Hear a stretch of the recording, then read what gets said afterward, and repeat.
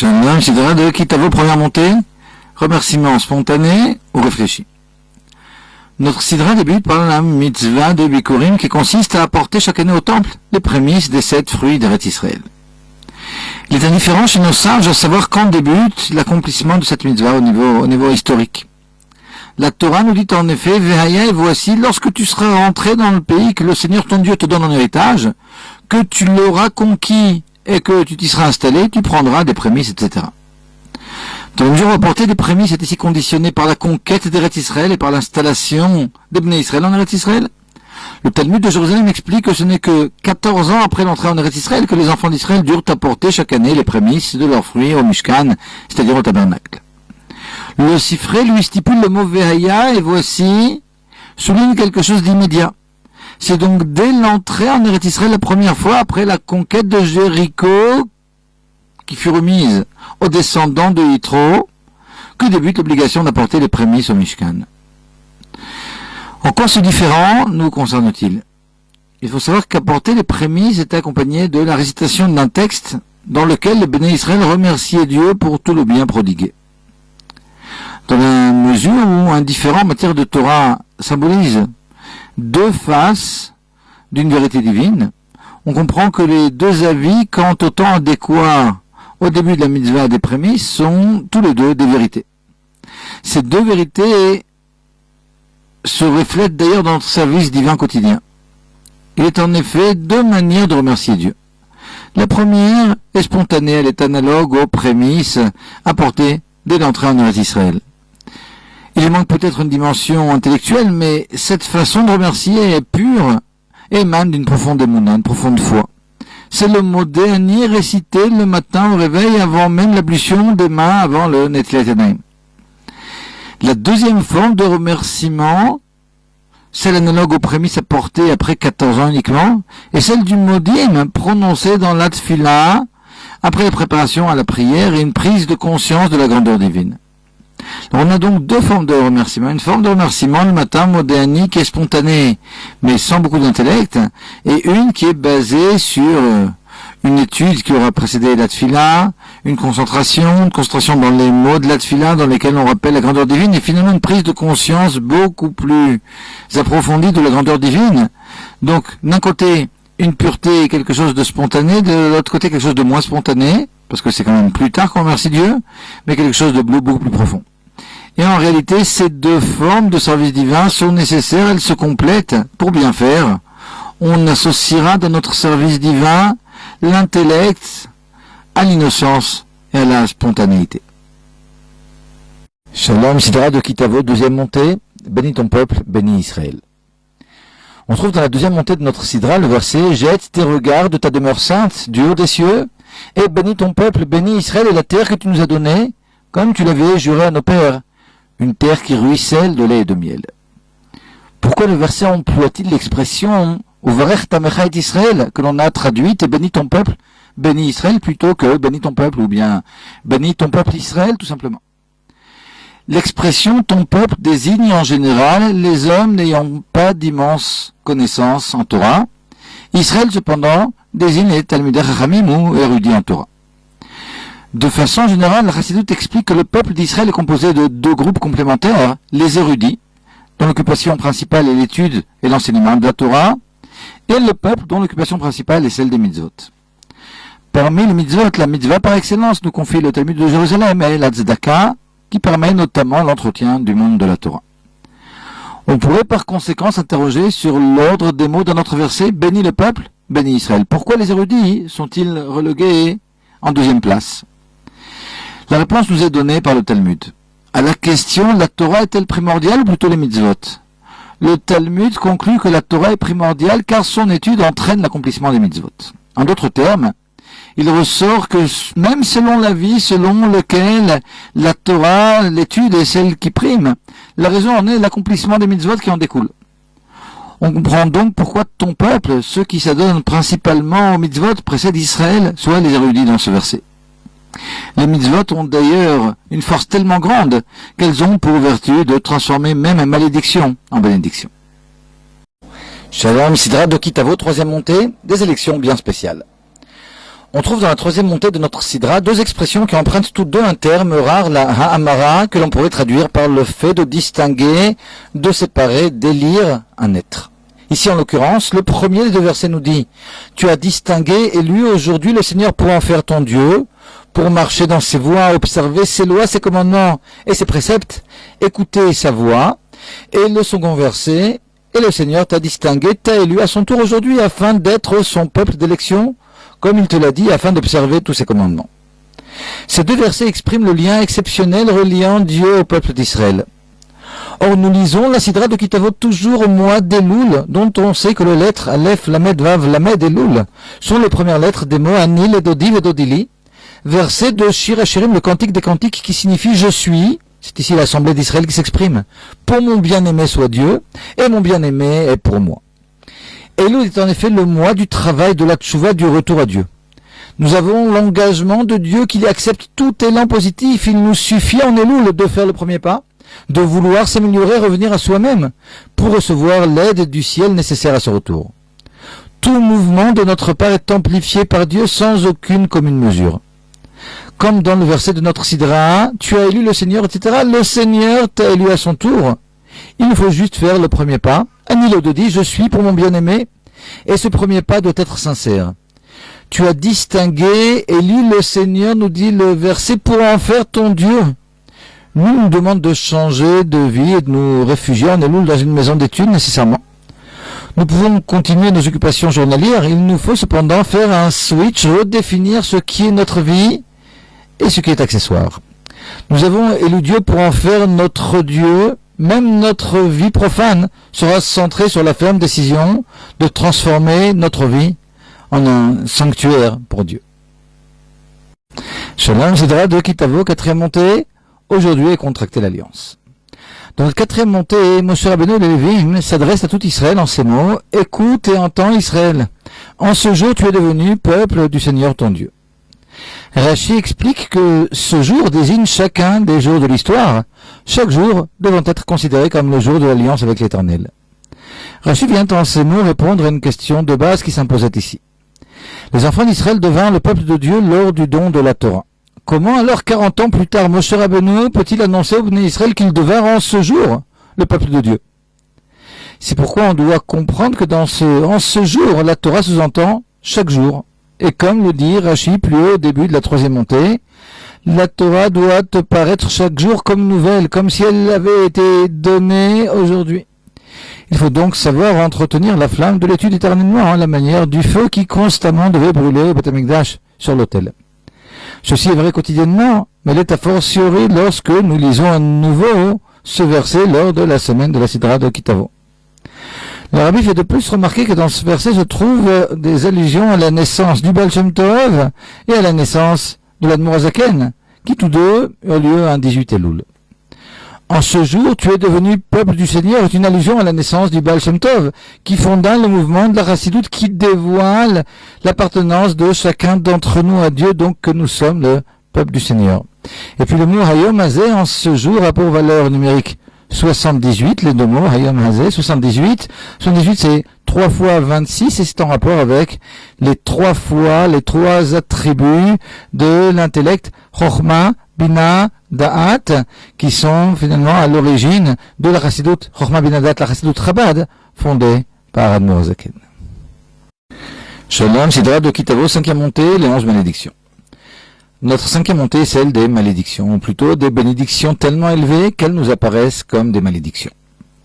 Pourquoi Moshe choisit-il précisément ces 11 malédictions correspondant à l'infraction de 11 mitzvot bien précises parmi les 613? Rashi précise que ces 11 malédictions correspondent aux tribus, excepté celle de Shimon, que Moshe ne voulut pas maudire, sachant qu'il ne serait pas béni non plus à la fin du livre de Dvarim. Il ne précise cependant pas le rapport entre les 11 bénédictions, les 11 malédictions choisies et les 11 tribus, se basant apparemment sur la jugeote du lecteur, qui pourrait à la lueur de précédents commentaires de Rashi faire tout seul le lien. Le Rabbi Dieu merci fait ce lien pour nous. Première malédiction, maudit celui qui ferait une idole. La mise en garde concerne ici plus particulièrement la tribu de Dan. Dan, en effet, bien plus tard, au temps du premier Beth Amikdash, édifia une idole dans la ville de Dan, justement, comme Rachid le rappelle dans son commentaire à Lech Lecha 14.14. Deuxième malédiction, maudit celui qui avilit, celui qui dénigre ses parents. La mise en garde concerne ici plus particulièrement Asher. La terre d'Asher est en effet une terre bénie et c'est en général l'opulence qui entraîne la révolte des enfants contre les parents. Troisième malédiction, maudit celui qui déplace les bornes de son voisin. La mise en garde concerne ici plus particulièrement la tribu de Issachar qui est symbolisée par l'âne qui voyage beaucoup et risque d'empiéter sur un territoire qui lui est étranger. Quatrième malédiction, maudit celui qui égare l'aveugle en chemin. Rachi explique qu'il s'agit de celui qui donne de mauvais conseils à un non-connaisseur. La mise en garde ici concerne plus particulièrement Binyamin, dont beaucoup de familles préconisèrent le retour en Égypte après le décès d'Aaron et la disparition des nuées protectrices, comme l'explique Rachi dans Pinchas 26.13. Cinquième malédiction, maudit celui qui détourne le droit de l'étranger, de l'orphelin et de la veuve. La mise en garde concerne ici plus particulièrement Yehuda, tribu de laquelle furent issus la majorité des juges. Sixième malédiction, maudit celui qui couche avec la femme de son père. L'allusion concerne ici plus particulièrement la tribu de Réhouven, celui-ci ayant déplacé à la mort de Rachel les couches de Bila et de sa mère Léa, faute qui fut assimilée à celle d'avoir couché avec la femme de son père. Septième malédiction, maudit celui qui couche avec une bête. La mise en garde concerne ici plus particulièrement la tribu de Gad qui possédait avec Réhouven aussi de nombreux troupeaux. Huitième malédiction, maudit l'homme qui couche avec sa sœur. La mise en garde concerne ici plus particulièrement Naphtali. Naphtali signifiant « je me suis lié », comme nous explique Rachi, et lors de la naissance de Naphtali, c'est ce qu'exclama Rachel, qu'à partir du moment où est né Naphtali à sa servante Bila, alors elle se trouva liée à sa sœur, et ici on trouve une allusion lointaine à notre interdiction. Neuvième malédiction, maudit celui qui couche avec sa belle-mère. L'allusion ici est à la tribu de Yosef qui surmonta l'épreuve de la femme de Potiphar, qui se trouva par la suite être la belle-mère de Yosef. Dixième malédiction, maudit celui qui frappe en secret son prochain, selon Rachi par une mauvaise parole. L'allusion est ici à Lévi qui manigança avec Shimon d'éliminer Yosef. Et enfin, onzième malédiction, maudit celui qui accepte un présent pour frapper une âme innocente. La mise en garde ici concerne plus particulièrement les commerçants et donc la tribu de Zvulun qui s'adonnait au commerce.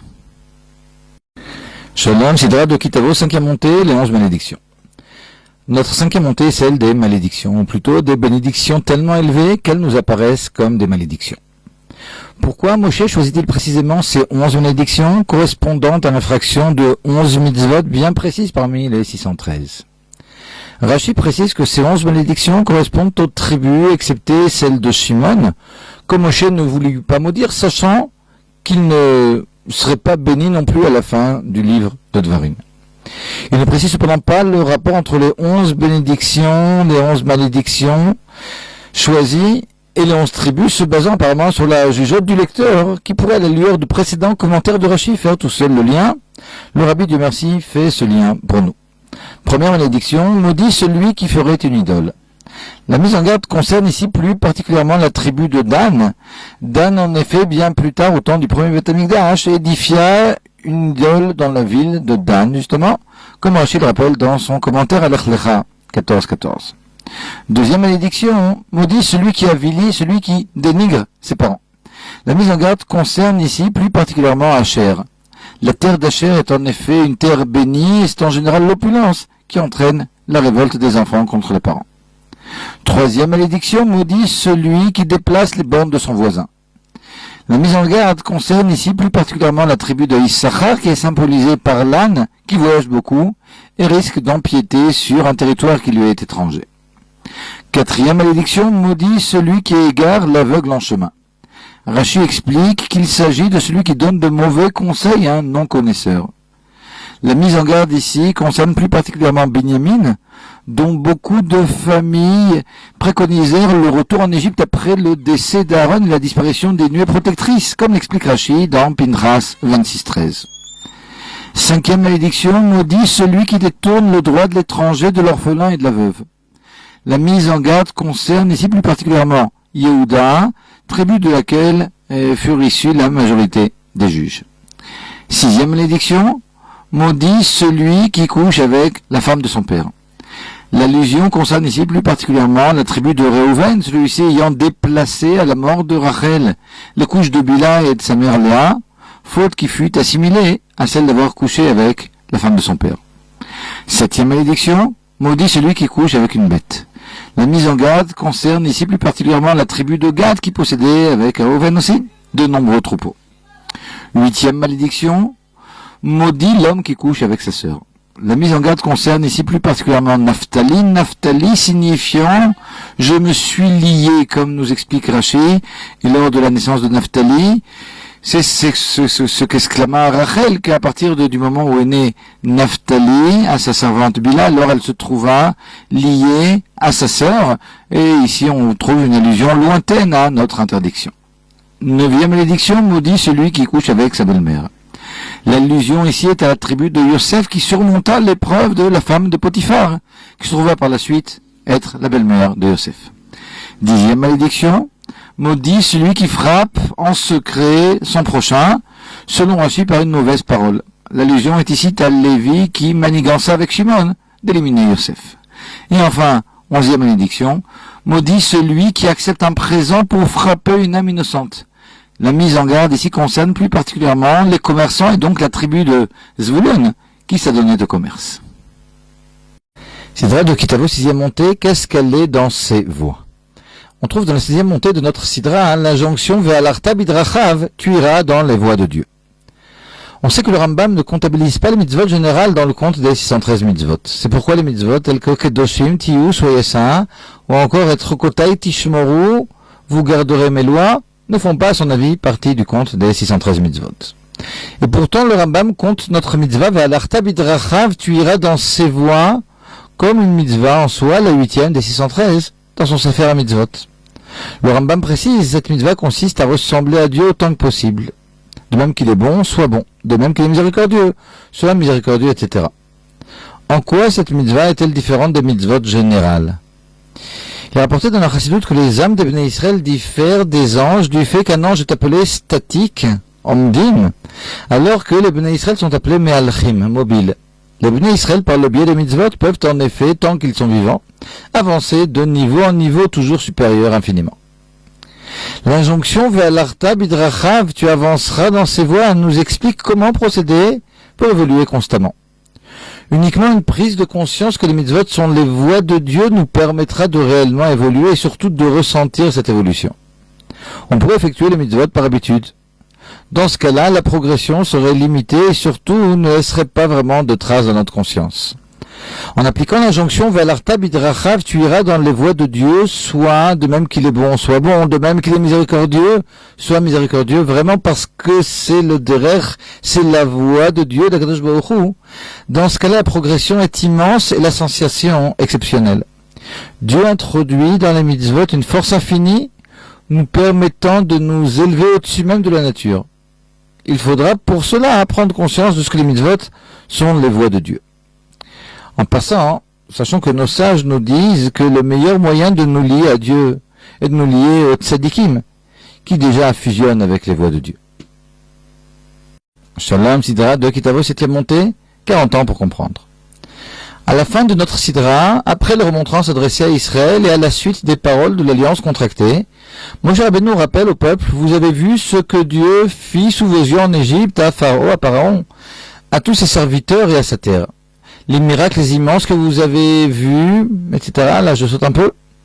Or, Dieu ne vous a donné un cœur pour comprendre, des yeux pour voir et des oreilles pour entendre que maintenant.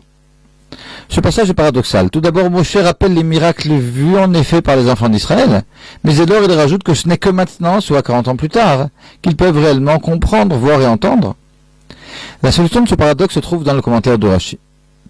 Dieu nous a donné un cœur pour comprendre, nous dit Rashi, pour comprendre les bienfaits que maintenant. Dans ce verset, Moshe ne parle pas des miracles de la sortie d'Égypte et puis ceux de la traversée de la mer Rouge. Ceux-ci, en effet, bouleversèrent totalement la nature et même un homme non averti ne put pas ne pas y voir la main divine. Or, les miracles qui accompagnaient les enfants d'Israël dans le désert 40 ans durant de par leur caractère répétitif ne furent plus considérés par eux comme des miracles, mais comme une nouvelle nature qui ne les bouleversait pas ou plus. Avant d'entrer en Eretz Israël, qui marque la fin des miracles tel la manne, il fallait absolument que les Bnei Israël mûrissent et possèdent assez de da'at, d'esprit, de réflexion émotionnelle, on pourrait dire, pour analyser les événements et prendre conscience de l'intervention ininterrompue de Dieu dans tous les détails de leur vie. C'est cette force qui leur fut alors prodiguée, et c'est à elle que nous faisons constamment appel, que nous devons constamment faire appel. Grâce à cette force de discernement, nous saurons dévoiler l'intervention de Dieu dans notre vie, y voir l'ashgara pratique, la providence, et ainsi pourrons-nous avec joie avancer vers la très prochaine Géoula.